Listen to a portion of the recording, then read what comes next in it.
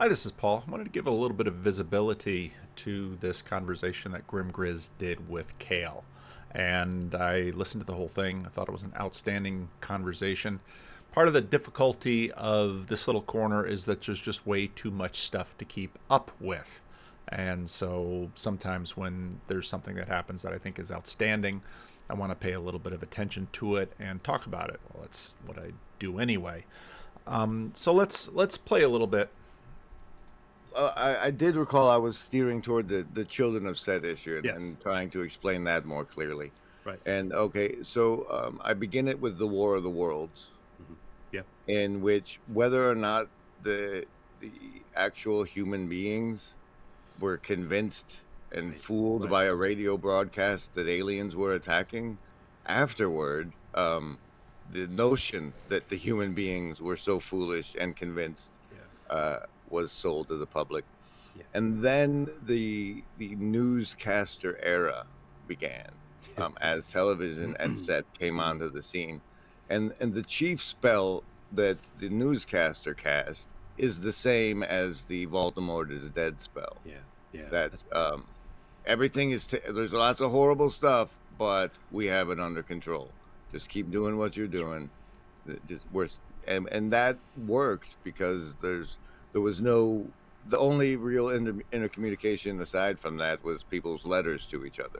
Right. The only counter narrative, but that was up until then. The dominant narrative was reinforced via the churches, and then as television sets became worship of sets became normalized, and that's the chief function of set, is to normalize various behaviors in the culture. Now, I think a lot about the fact that before you have, I think a lot about the way that mass communication has sort of continued to bubble up. If you think about how most people lived their lives, especially if they were not in a city, their main environment was, let's, for lack of a better word right now, let's call it nature and the rhythms of nature. The rhythms of the season, planting and growing, animal husbandry, the progressions in life in terms of childhood, adolescence, adulthood, middle-aged, uh, old life, if in fact they live that long. These dominant rhythms just these dominant rhythms permeate one's life and permeate one's attention. One of the things that I noted last night when I was doing my men's Bible study on Exodus, if you read the Exodus story, the reason to let my people go is that they might worship God in the desert. Now, nobody debates that talking point. It's clear in the text.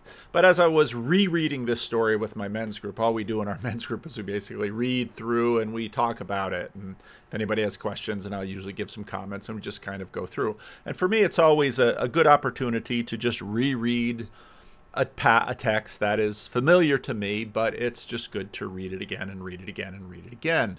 And what struck me this time when I read it was just how the story isn't, oh, Israel is slaves and they're suffering. Well, yeah, that's a story. The story, but that's not the emphasis of the story. The reason why they need to leave is that they might worship God.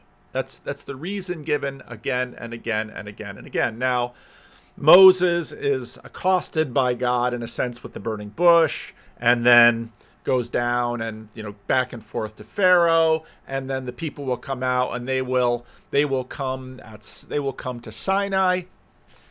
And what's interesting is that, well, there's a few interesting things about it. That again, the point is worship, which again, if you listen to sort of the way this is developed between, let's say, Jonathan Peugeot and Jordan Peterson, the point is attention.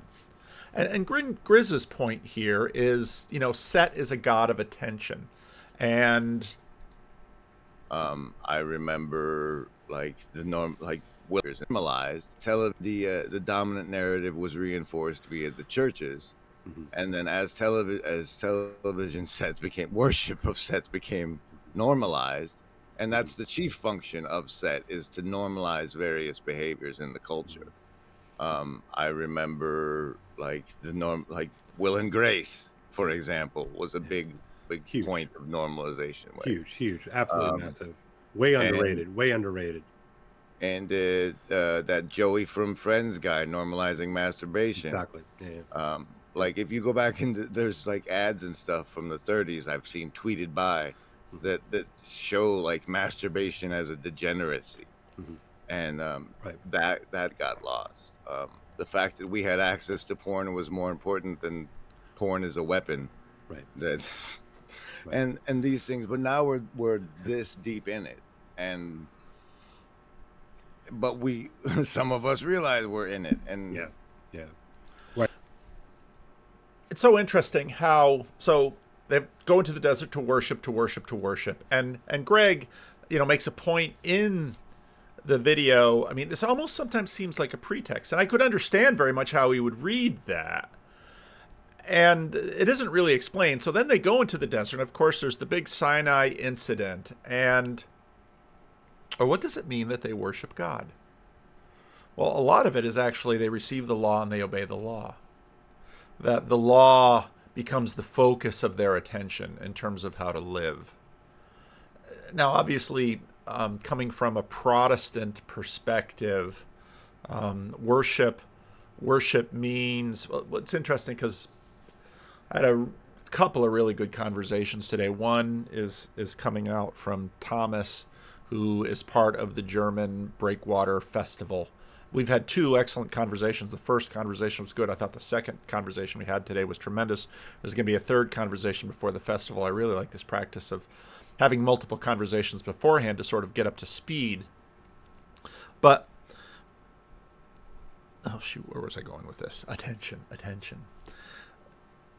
It's interesting how this very interesting ecumenical corner, the focus when you hear from the Orthodox is almost always the liturgy, the divine liturgy, the liturgy. The focus from the Roman Catholics tends to be the Eucharist. Focus from the Protestants tends to be the Bible, paying attention to the Bible, learning the Bible, knowing the Bible. I remember Rod Dreher, as of course he went through his own transformation from Methodist into Catholic into Orthodox, talked about the fact that one of the things he continued to remain at least impressed about evangelicals, and Peugeot said almost the identical thing. At least evangelicals get to know their Bible when they're young, because that's the focus of their attention. The focus of their attention is the Bible. The focus of the attention of the Roman Catholics is the Eucharist. The focus of attention of the Orthodox is the liturgy. And so you very much have this attention. Of course, when Israel goes into the desert, they're not holding worship services.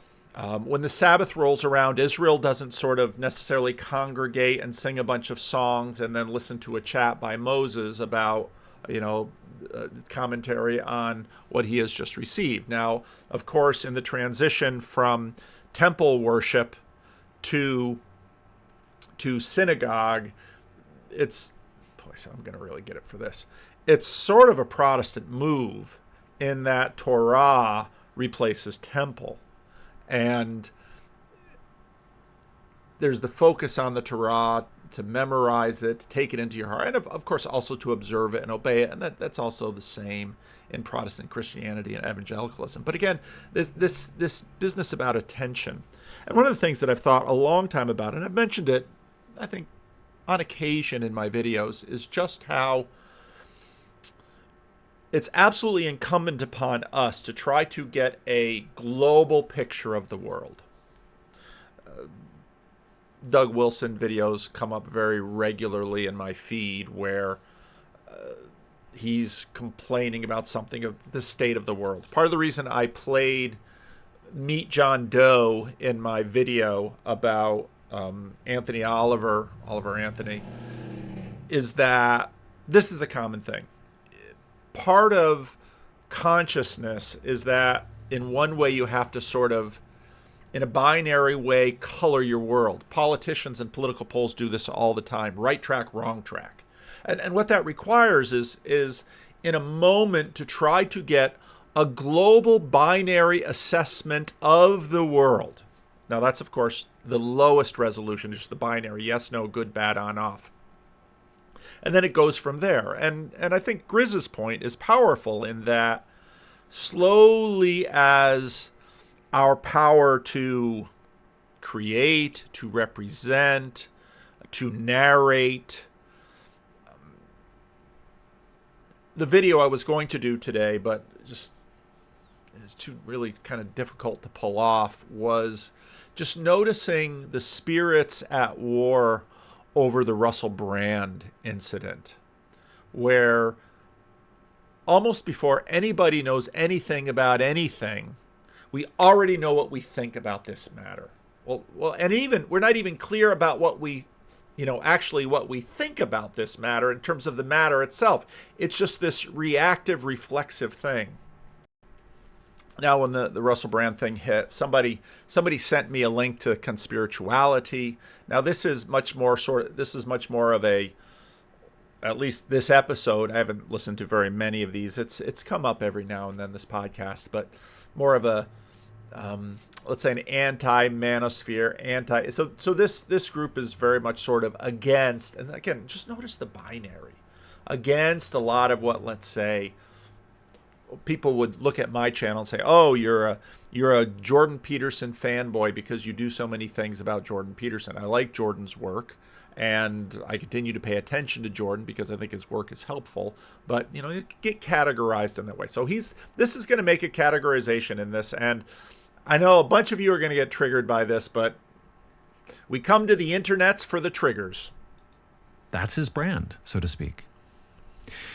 In prior episodes, we've also talked about the neurotic speech that so many of the male influencers we cover seemed to get locked into through a process of self-entrancement. In their different ways. Now, there's a lot of, how shall we say it? There's a lot of convenient stereotyping in this critique, but I don't think the critique is without merit, and I don't think it's limited to the people that he's pointing at. I think the therapeutic also has, well, let's listen to it, then let's critique it.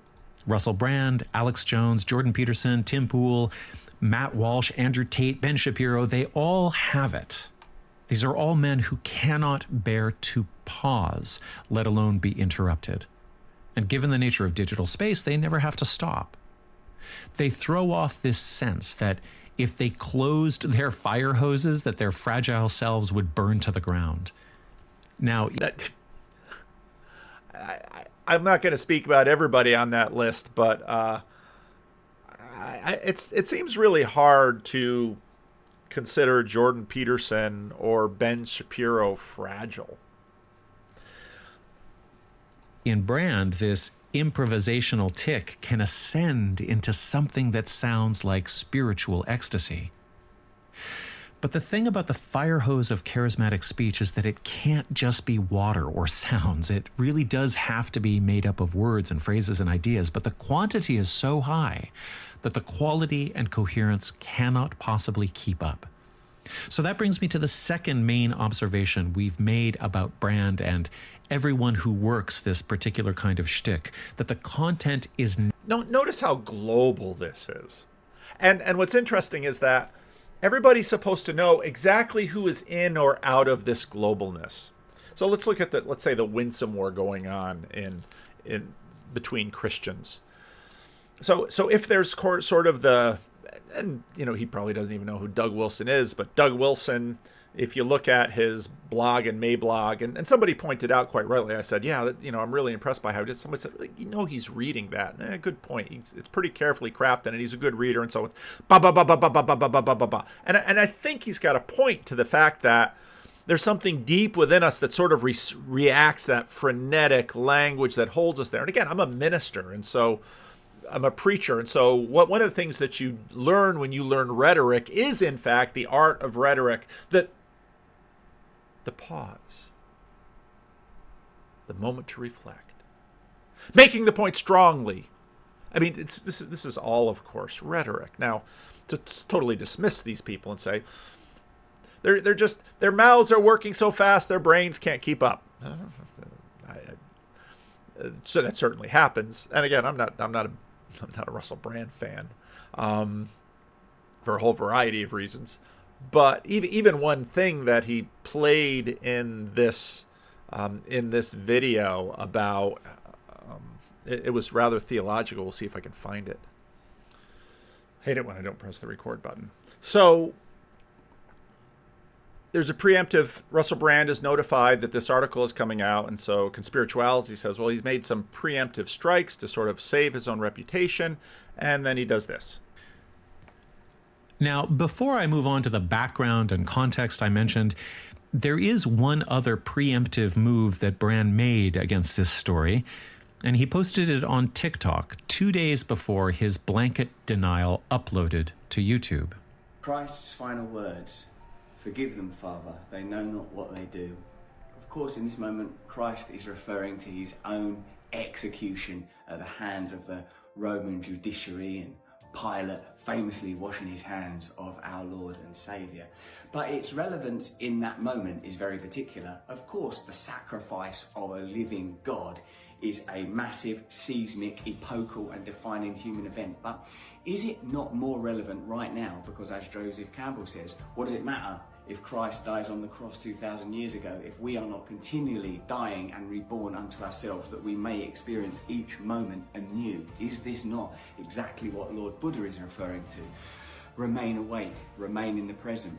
Perhaps what is meant, or one interpretation that I might offer you, of Christ's words, "Forgive them, Father, they know not what they do," is that most people, most of the time, are unconscious. Forgive them, they know not what they do. They don't know why they're saying that. They don't know why they're doing that. They don't know why they're driving that way. They don't know why they're treating the planet that way. They don't know why they're talking about one another in that way. Isn't it our duty to, like Christ, awaken from the flesh body and into the transcendent being of light, the elevated, escalating, transcending individual? Let me know in the comments if you agree with this interpretation, that what we truly must become is conscious in this moment. Now. Okay, so with these two clips on board, I can get into the first core theme that we here on the podcast have focused on in previous coverage. And that's that Brand is a consummate bullshitter. And I mean that in the sense put forward by American philosopher Harry Frankfurt. On any given subject, Brand might be lying, Brand might not be lying. You can't really tell, and it doesn't really matter because he doesn't seem to care. He's not working his jaws in relation to any respect for what is true or useful. He speaks to seize attention, create an impression, and weave a spell. Here's what Frankfurt says about the difference between lies, truth, and bullshit. Quote, "Someone who lies and someone who tells the truth are playing on opposite sides, so to speak, in the same game. Each responds to the facts as he understands them, although the response of the one is guided by the authority of the truth, while the response of the other defies that authority and refuses to meet its demands. The bullshitter ignores these demands altogether. He does not reject the authority of the truth, as the liar does, and oppose himself to it. He pays no attention to it at all. By virtue of this, bullshit is a greater enemy of the truth than lies are." Now, in his 9th hour YouTube preemptive defense, we hear one valence of Brand's bullshit, the gish-gallop patter of urgent pivots, allusions, vagaries, and non sequiturs. This is Brand's manic mode. It's pressurized and claustrophobic, a wall of words that can feel physically overpowering. In the show notes, I'm going to link to my colleague Derek's close reading of one such Brand scenario. Okay. Here's the thing. This guy says that this is BS because it's just about attention. It's not BS. Now, you might think the content of the religion is BS.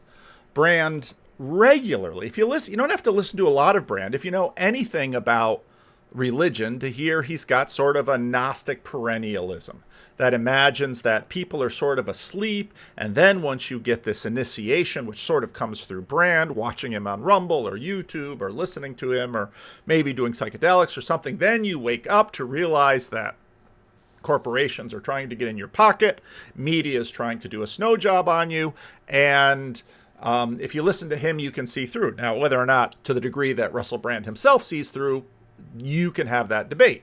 But the argument is not, I mean, the point is not that Russell Brand doesn't know what he's saying. You might not believe what he's saying, but it's not that he's just making up gibberish and he's completely, well, whether or not he believes this, again, you can't see into your heart. You got ministers out there who don't believe what they sling. You've got all kinds of people out there who don't believe what they sling, and you're going to need other evidence than that besides just that this kind of evidence doesn't align with your narrative. Therefore, these people are disingenuous. No, there are many other possibilities besides just that. Part of the point that Griz is making is that there's this evolution of the creation of. Now, we have lots of different words for it. Our language isn't super well put together, and this is part of what hopefully I'm going to get a hold of the conversation I did with Thomas that I'm going to meet in Germany. The creation of these spirits, of these collective bodies that are sort of waging war throughout the culture, and right now there's sort of narrative and counter narrative, and I put in that video about. If you haven't watched the video, I know the title about John Stott on a bicycle seemed a little off and a little strange, but the video really is about causes, because right now in our culture there's sort of three main causes. There's lots and lots and lots of causes, but sort of three buckets I put them in often: sort of liberal social justice, conservative social justice, and evangelical salvationism, and the priority to which people stack these things tends to say a lot about where they put their attention and where they focus. But of course, the printing press comes along, and now suddenly attention can be marshaled and directed over a much larger group of people. No longer does it have to be focused on a speech or focused on a narrative that people are sort of carrying around and participating in their head. Now, this can be sustained with pamphlets and books, and pamphlets are at least as important as books, especially in the Reformation period. And then, of course, newspapers come, and newspapers are tremendously powerful things. It's not an accident that Meet John Doe is set in a newspaper context. Radio really hadn't quite. Radio and movies were kind of coming up there, but all the attention was on the ways in which newspapers were creating these political extended bodies. And of course, just do a little bit of research on the role of the Hearst newspapers in getting in the Spanish-American War, for example. Remember the Maine. And then, of course, television comes, and television is more powerful because now you have a voice, and now you have Walter Cronkite sitting behind a desk, and now you have all of the tools, of course, Pravda in the Soviet Union, which means truth. You have all of these tools, and so you have all of this formation, and then Griz talks about sort of the normalization of all of this. And now there's a real panic with respect to, well, what happens with social media, because now counter-narrative people have their own platforms, and these platforms can get large, and they can use rhetoric. They can talk fast and blah blah blah blah blah blah blah, and oh, they're BSing people, or they can talk smoothly, and they can be so calm and so pastoral. Now, again, as a pastor, I can use both modes. I have to use both modes. It's called rhetoric. It's called speech. It's called relationality. It doesn't mean it's always BS. That's not what it means. Now, just to sort of look to the other side, someone also on Twitter pointed this out to me. Today I want to talk about the Russell Brand situation and some unique insights I have that I've been saving for a grand reveal in the book that I've been writing for many years now, but I sort of came to the depressing realization this week that it's probably just never going to be finished. Here I am talking to you, telling you about it now. A lot of people have been surprised to see the British government today file this letter to TikTok and to Rumble asking to demonetize Russell Brand. Now, we talked about this a little bit. I'll probably clip it and put it on the channel. A little ad hoc conversation I had with Sam and with Luke. And again, Sam and I are like, this whole Russell Brand thing is weird. Now, again, it might be that there's some mastermind back there who's running a conspiracy. There's a great book out there about the conspiracy that Peter Thiel ran against Gawker Media. It's a terrific little book. And if you're skeptical about the reality of conspiracies, it's a great book because he just goes through the conspiracy that they hatched and pulled off and in fact won. But often in terms of these collective bodies that are out there, you don't need a conspiracy. Everybody just falls in line as instantiations of the spirit to walk in lockstep according to what this spirit directs. There'll be more of this kind of talk in the rough draft for Sunday sermon this week. Brand over these allegations against him and YouTube demonetizing him. And a lot of people are... There's a lot of pointing and sputtering that I see, a lot of surprise, a lot of... Now the YouTube demonitoring is kind of funny, too. That's sort of like this half step. And I don't know Russell Brand's financial situation. Maybe he blew all that money on hookers and blow when he was working in the mainstream media. I mean, there's just so much hypocrisy to go around in all of these things, but they didn't take him down, they demonetized him. And it's like, I don't... Now, on one hand, that makes sense because advertisers are sensitive. Advertisers are extremely sensitive to the spirits in the world. They're extremely sensitive to public opinion is going this way or public opinion is going that way. And I pointed that out in the Snyder-Peterson conversation where they're talking about the atmosphere, which is so funny because the New Testament talks about the spirits of the air. Yeah, they're all there in the atmosphere that Netflix is worried about. We're not going to do this, or we call it tone deaf. We have all these different ways of talking about the ways that these spirits collectively inhabit our minds. Shock, and what does one thing have to do with another?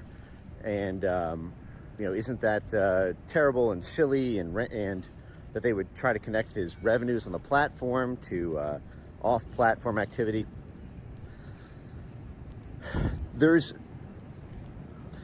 You have to understand the op here and how far back it goes and how it's structured.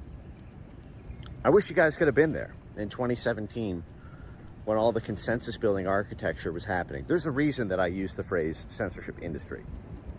It's not based on something I came up with. It's something they came up with. After the geopolitical turbulence. Now again, there doesn't need to actually be a corporate room that they all sit in. There doesn't need to be phone calls. Again, read that conspiracy book. I should find out where it is. It's entitled Conspiracy by Ryan Holiday, and it's a great book. And you don't actually need to have that.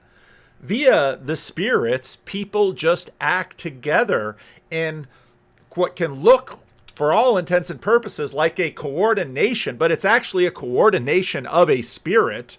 And it's you don't actually need human communication back and forth. It's think about the NBA. If you've got two guys on a fast break who've done this a number of times, they're sort of one in spirit on this fast break. They don't have to stop and say, now I'm going to go this way. And in fact, it's best if it's not intentional at all. This is just what people do it. They're just moved by this spirit and off they go. The events of 2016, when alternative news online, when non-mainstream, alternative, populist news online became more powerful than mainstream news in terms of tilting elections and democratic outcomes and forming whole of society consensuses, such as with Brexit. In other words, when sort of the monopoly of certain spirits is broken and lots of spirits come through. Now, again, happens in the Protestant Reformation, happens in the Great Awakenings. I mean, so much of what has happened in history is, in fact, you have these power blocks and they get broken. It's chaos and order. Just gonna let these people pass with Brexit and with the Trump election. The foreign policy establishment's enforcement and basically conspiracy arm. These are secrecy, clandestine services. If you don't want conspiracy theories about them, maybe we shouldn't allow them to be conspiracy agencies. But they got together, they did a consensus building process after the 2016 election. and I've got all the clips and source documents for this. I have more than I can possibly publish, where they formulated a plan where they looked at alternative news as an industry and an ecosystem rather than as an individually emergent phenomena. Okay, and let's say the guy is just full of it, and he doesn't have the receipts on these meetings and anything. It doesn't matter. It doesn't matter at all. Because people naturally, as intuitively as these two NBA players on a fast break today, they're going to pass the ball back and forth and somebody's going to dunk it. As intuitively, groups are working, and you have to ask, well, how are they on the same page? Why? And you can use all sorts of different frameworks for it. You can talk about they're participating in a shared narrative. They're being moved by the same spirit. I can put it in language that people listen to now and say, oh, that's very comfortable. I totally understand that. Because again, the language sort of comes from above, and then you can see the spirit if you know its name. Oh, they're participating in the same narrative. Okay, now we can understand the spirit because we know its name. It's participation in narrative. Or it's these two share the same spirit. That's language we use. It's still in our culture. But if I dare to sort of push it and say, yes, that spirit is moving through both of them, suddenly we freeze up. Sort of this post enlightenment traumatic reaction that we have. But that is the language we have, and that is the mechanism that's working. You don't need to have any meetings. You don't need to have people actually together. Which is to say that they said there are a relatively small number of these alternative news institutions. There's a huge number of alternative news stories that they... Okay, now what he's talking about again is a hierarchy. That anybody can have their little space on Twitter and YouTube and Twitch and whatever to tell their little stories and have their little takes. And, there's I wouldn't say there's a million Grim Griz. There's only one Grim Griz. He's a pretty unique guy. But at the same time, his audience is pretty small, so you don't really have to worry about them. But just like there's just a few mass medias by virtue of attention and hierarchy and the way these platforms are constructed, now even though there's multiple people in it, there are not that many spirits that are actually working through us here. That they spit out, if we kill them at the institutional level, that's much easier than killing each and every story. Which is to say that the message was everywhere, and it was hard to stop each individual message. But there were a relatively few number, they identified, of emergent messengers, both chronically and then, pure. And again, it's a super smart idea. And, the degree that people thought, there's just some key ones if we sort of take them out once they hit a certain size. And now, again, most of us who watch this Russell Brand story are sort of the thought that Russell Brand might have done this given exactly what he talked about and how, in fact, he was celebrated for doing what? Yeah, gambling. I'm shocked. They say there's gambling here. Of timing. I mean, again, there's dozens of people have made these points. I don't need to make these points. Again, because the spirits are making the points through the people. And there's only so many of these spirits, and there's only so many of these people. There's near infinite news stories, but they all sort of seem to align. And they're all about the same thing. I'm really indebted to Mark Lefebvre. I'm sure he'll want a price for that debt. That's higher than I wish to pay. But, I'm reading the American Nations book, and just watching sort of the narratives that I've had about the American Revolution really complexify. Thinking about, oh, okay. Because I always wondered about sort of the shape of the American Revolution and the timing of the American Revolution. And I listened to The Rest is History's excellent treatment of the American Revolution from a British perspective, which I thought was fascinating. But when, of course, he sort of walks through with respect to, in many ways, the different principalities in America, the Yankees, the Midlanders, the borderlands people, that's Appalachia, the southern the southern groups, and suddenly with all these principalities now and all their different alignments with respect to the British and their various interests and how they were divided and how they were together, it was kind of like, oh, when you understand, have the names of the principalities and an understanding of who they are and what their character is, the way these things flow just makes a lot more sense. Periodically on an emergent basis. They said, how do we kill the messengers? Because that's the easiest way to kill the message. Well, the easiest way to do so is to look at alternative news online as being an industry with revenues and to cripple its capacities. Now, this is an important term here that I talk about a lot, and a lot of people might not catch the significance of it. And again, this is a good point because, and anybody's given their little two cents here. And here I am in my office at work, and I've got kind of a nice camera and a good lens and a decent microphone, so the production qualities are okay, but it's not sort of the, now Jordan Peterson anywhere in the world calls up Daily Wire and says, I want to make a video about Dutch farmers or Canadian truckers, and whoop, there's the Daily Wire production, and they go into action and they do the editing, and yeah, if that gets big enough to sort of, but back to the conspirituality thing. Oh, well, wait a minute. When you're talking about either the man-centered or let's say the feminine, soft-spoken thing. What about all the subtle hints by production values of a decent camera and some decent sound and wearing a blue shirt, and all those things are there too.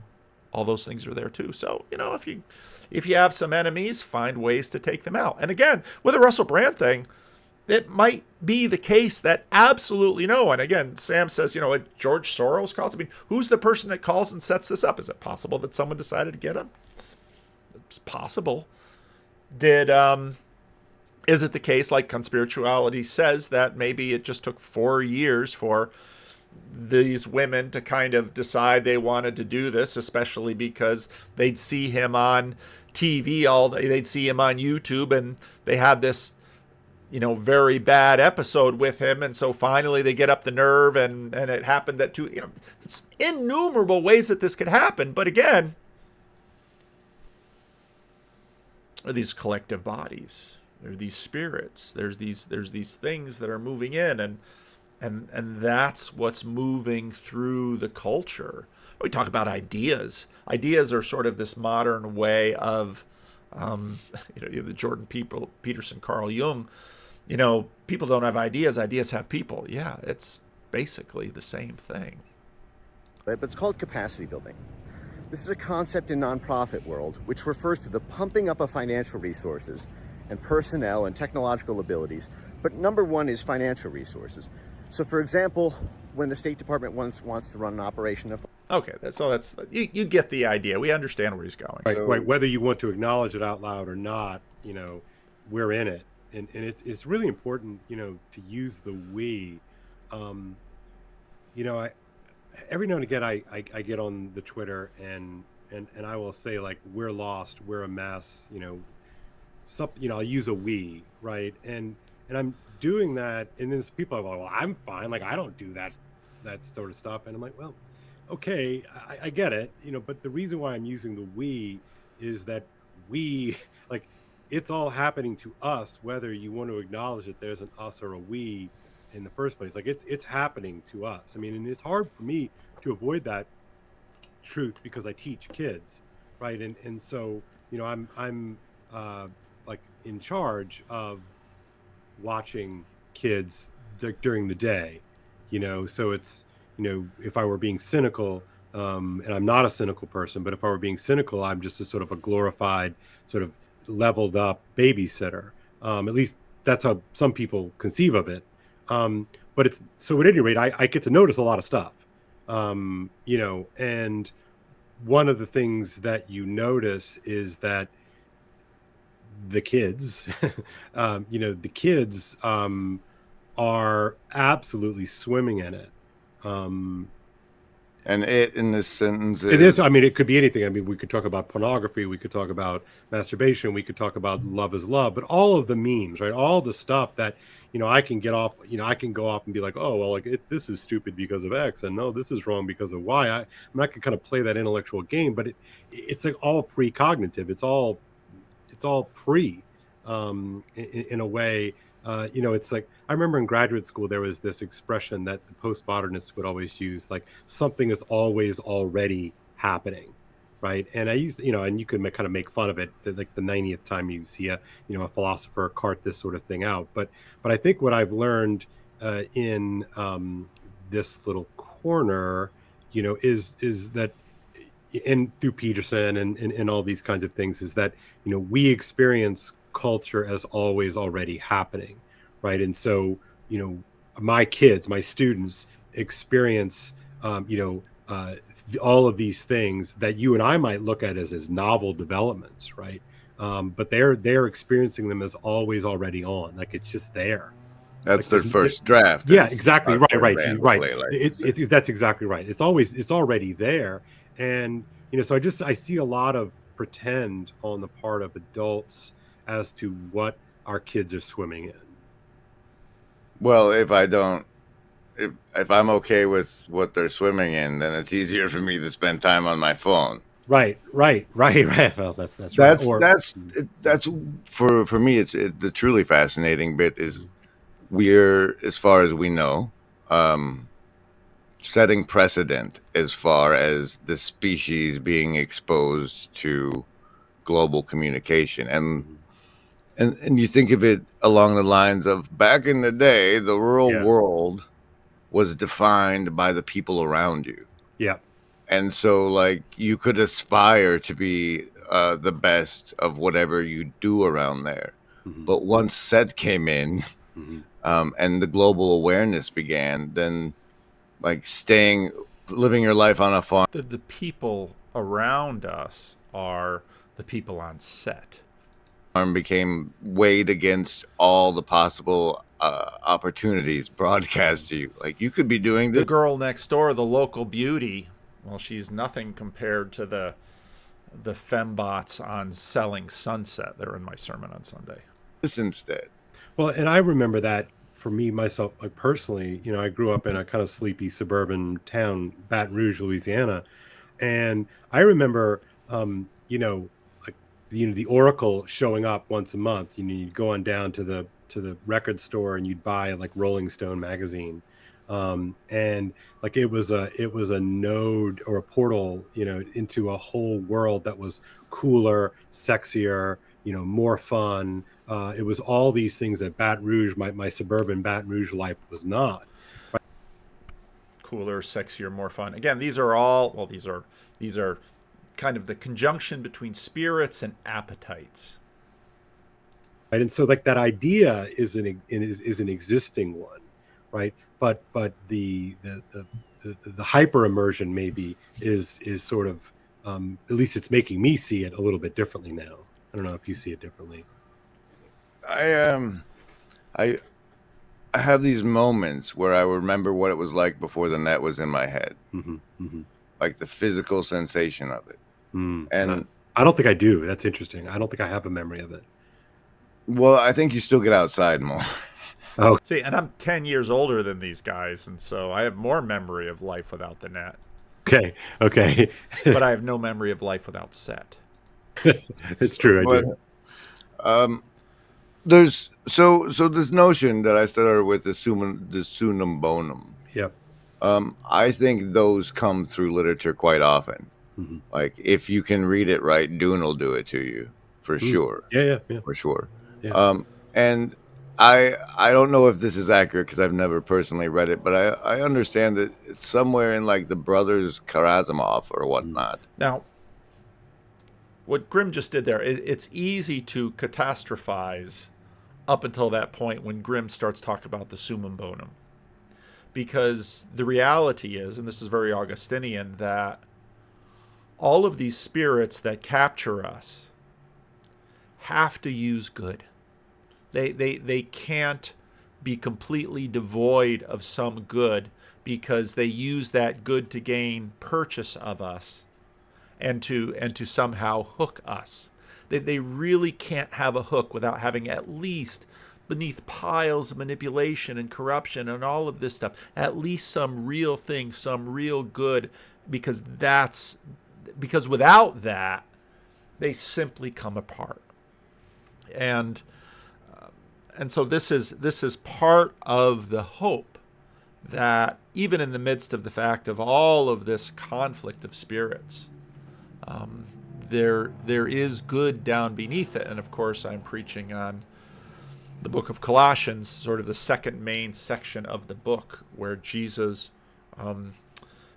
defeats the principalities and powers, and he does this on the cross.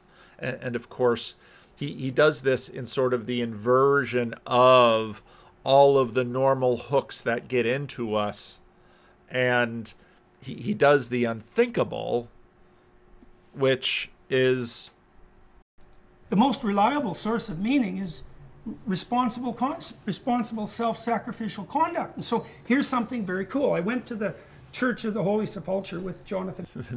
Church of the Holy Sepulchre, and he's got the resurrection and the crucifixion mixed up, but that's okay.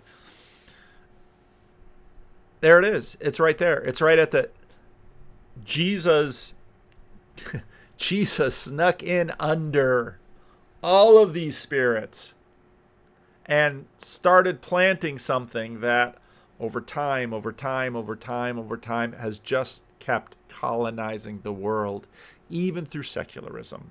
It begins to sort of reshape our moral sensibilities to what's the little bits of Buddhism that look like Jesus. It's the little bits of Islam that look like Jesus. It's the little bits of all these other things that begin to look like Jesus, and we begin to get a taste for it, and bit by bit by bit by bit by bit, it colonizes. That doesn't mean that, let's see, I just did that mail thing, right?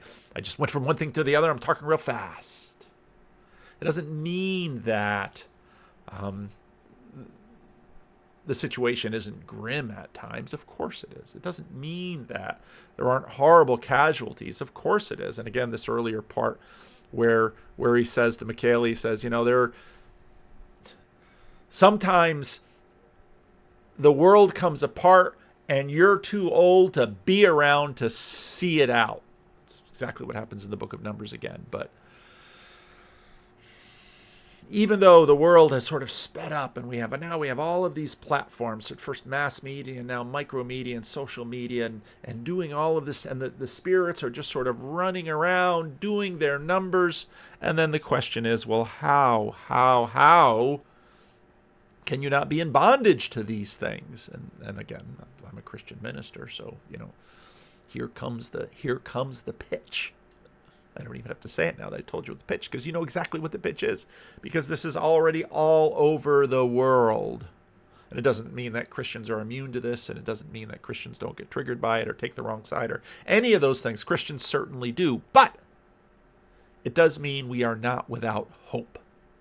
And it does mean we are not without resources, because he has overcome the world. So, didn't quite know where this video was going to go or what it would be. Nobody's come to the estuary. Maybe I'll have an estuary meeting that fails tonight. I don't know. I didn't put it out too early. I really have to get better at scheduling these things. And, like I said, we might start doing them on Sunday mornings, which I think would be really good. Just a regular time every week. And whether I'm there or not, we'll probably start in January.